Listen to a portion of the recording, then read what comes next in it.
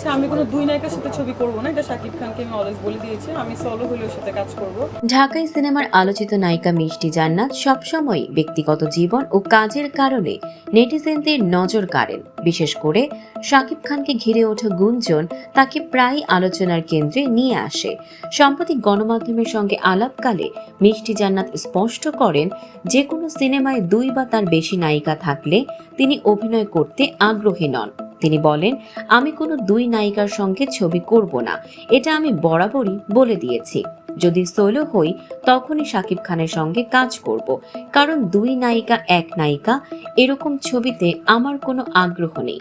তিনি আরো বলেন, অনেক ছবি আমি ক্যান্সেল করেছি, কারণ সেখানে ঝামেলা বেশি হয়। আর শাকিব খানের সঙ্গে কাজ করলেও দুই নায়িকার সঙ্গে কোনো ছবিতে আমি যাব না। মানুষ খারাপ বলুক বা ভালো, তাতে আমার কোনো সমস্যা নেই। মিষ্টি জান্নাত গুঞ্জন প্রসঙ্গেও মন্তব্য করেন, আমি কখনো বলিনি ধামাকা মানে শাকিব খানের সঙ্গে আমার সিনেমা আসবে, এটা দর্শকরা বানিয়েছেন। অভিনয়ের ক্ষেত্রে কোনো প্রযোজকের অনুরোধে কাজ নেবেন কিনা সে প্রসঙ্গেও তিনি জানিয়েছেন, আমি রিকোয়েস্ট করে কোনো ছবি করব না। আমার নিজের সেলফ রেসপেক্ট আছে, শখে সিনেমা করি, এটা আমার টোটাল প্রফেশন না। প্রসঙ্গত 2014 সালে লাভ স্টেশন সিনেমার মাধ্যমে ঢালিউডে অভিষেক হয় মিষ্টির। এরপর থেকে তিনি নিয়মিত কাজ করছেন চলচ্চিত্র ও ওয়েব ফিল্মে।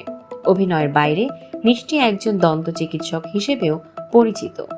দর্শক, সাম্প্রতিক ও চমকপ্রদ সব খবর পেতে ফলো করুন আমাদের ফেসবুক পেজ CB24 টিভি এবং সাবস্ক্রাইব করুন ইউটিউব চ্যানেল CB24 অফিসিয়াল।